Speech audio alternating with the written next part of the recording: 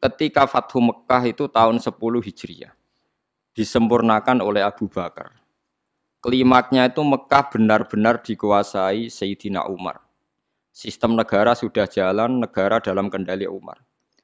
Niku konco-koncone Sayyidina Umar sing asli Mekah niku disurati. Yang sudah hidup di berbagai daerah. Ada yang zaman niku mun teng Azerbaijan, teng Tajikistan. Sing nanti suatu saat nanti jadi daerahnya Imam Bukhari sing terkenal Al-Jami' Shahih sing aran kitab Bukhari, anak turunen.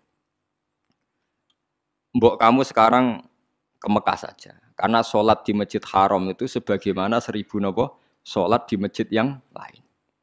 Dan Mekah sekarang aman. Iki rungokno tenan. Mekah sekarang apa? Aman. Dan beberapa sahabat yang kelas 2, kelas 3 yang tidak akabiri sahabat, banyak juga yang pindah ke Mekah. Apa yang terjadi? Di Mekah bangga mereka karena fi ardil haram. Baitullah. Tapi apa yang disarankan oleh sahabat-sahabat senior kayak Salman Al-Farisi? Dimatikan teori itu. Memang Mekah kota suci. Dan sholat di masjid Mekah sama dengan 1000 sholat. Tapi ilamu annal ardo lam utokodis ahad. Dan kamu harus tahu bumi itu tidak bisa mensucikan orang.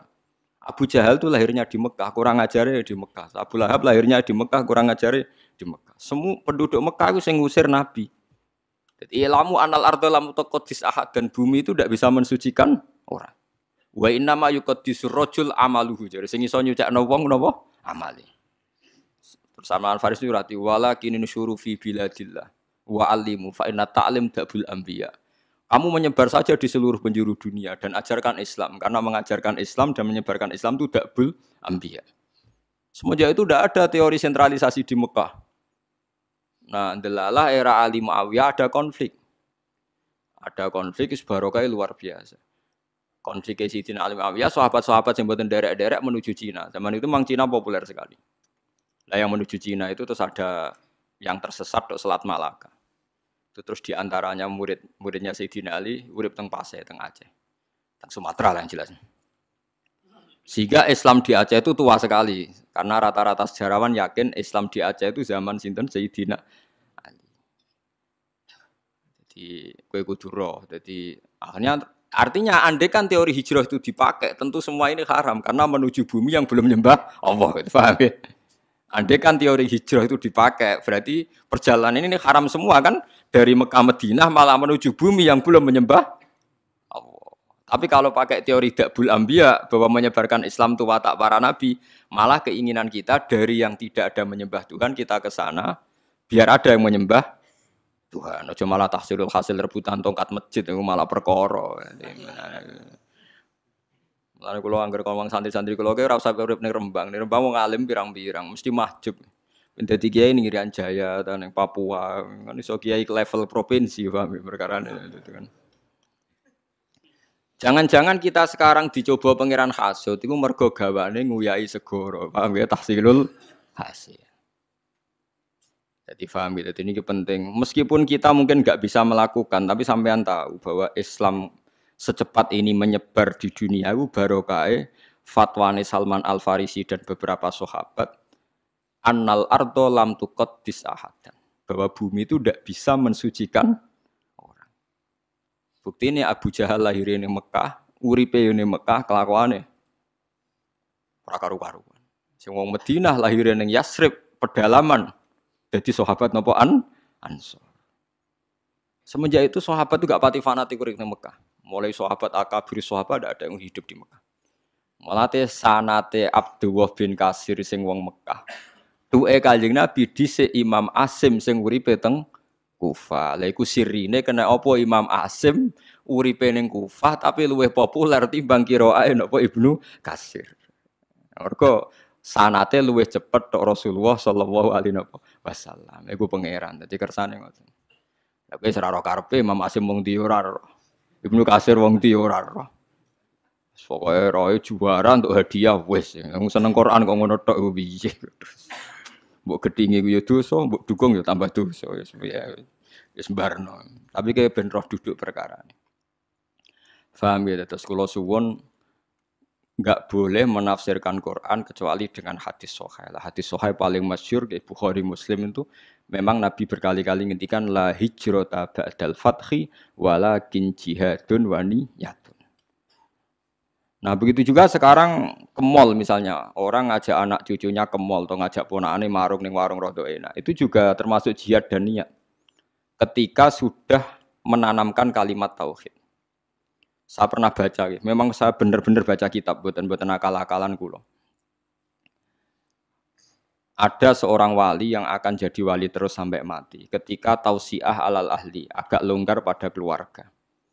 Misalnya begini, ini yang saya alami mawon nggih, mboten saya nyontokno wong liya, sing kula alami. Kula nglatih anak kula salat, wis salat Allahu Akbar. Dan bagi saya Allahu Akbar itu kalimat yang spesial. Anak saya sujud. Ya sudah membaca subhana rabbiyal a'la. Itu bagi saya spesial sekali. Tentu kalau sampean memang mukmin betul, mukmin sejati. Kamu enggak usah pakai status itu anak kamu, sok ben mangan ta ora itu goblok ya enggak. Itu bodoh sekali kalau kamu pakai status itu. Ini anak saya sudah bisa melafadzkan kalimat thayyibah yaitu Allahu Akbar. Sudah bisa sujud. Ini spesial. Sesuatu yang spesial itu harus dipertahankan. Caranya gimana? Minimal seorang anak itu jangan kecewa sama bapaknya. Nah, anak senengi jajan ya jajakno. Nak senengi mangan enak kayak mangan enak.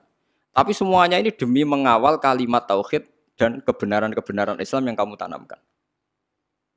Jangan sampai kamu jadi kiai zuhud yang anak dikekang, kemudian anak ini pertama numpak sepeda motor disilai kancane sing ra salat. Pertama nyetel tip disilai tanggane sing ra salat. Sampai anak itu terus ngidolakno keluarga sing tidak salat karena lebih sehat kata dia. Sistem medekne bar magrib untuk TV haram, dolanan haram. Anaknya trauma.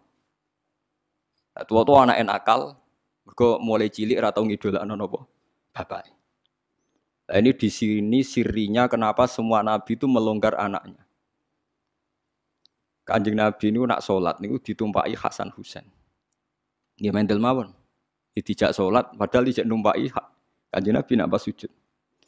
Bahkan kabeh ulama rawi mengatakan ketika malaikat Jibril janjian ambek Nabi mboten saged masuk karena ning solowongan tempat sarine Nabi wonten jiruan. Jiruan niku kire anak asu cara mriki lho.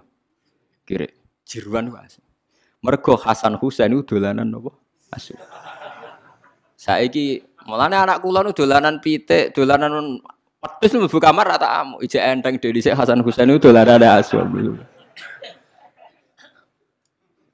Tapi itu tadi berangkatnya adalah ngawal tauhid. Jangan sampai anak kita ini kecewa oleh kita. Padahal kita tahu dia sudah punya sesuatu yang spesial yaitu kalimat napa? Tauhid. Lagu sing disebut wa ja'alaha kalimatam baqiyatan fi aqibihi la'allahum yarjiun. Kowe nak pancen nabi tenan ulama tenan. Kalimat tauhid harus kamu jadikan kalimat yang abadi fi aqibih dalam turunan. Itu yang dilakukan Nabi Ibrahim. Makanya Nabi Ibrahim dikatakan bapak tauhid karena dia obsesinya satu. Pokoknya kalimat tauhid harus menjadi kalimat sing abadi fi aqibih ning turunane Ibrahim.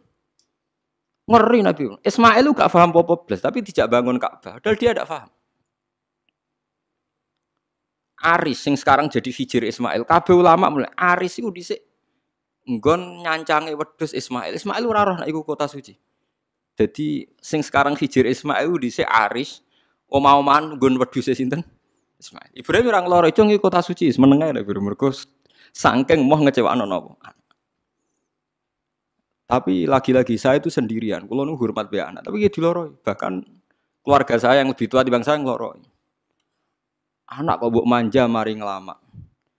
Padahal saya itu tidak pernah manja anak. Pikiran saya itu sederhana. Saya pasti mati. Setiap saat saya mati. Dan yang meneruskan tauhid itu pasti anak saya karena saya mati.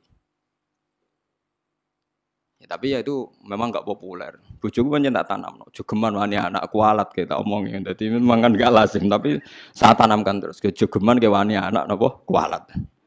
Umumnya orang kan bilang anak jawani wong tua kualat. Ra iso cara anak iku urung mukallaf. Jadi gak bakal kualat, nah wadiku wong rong kena hukum.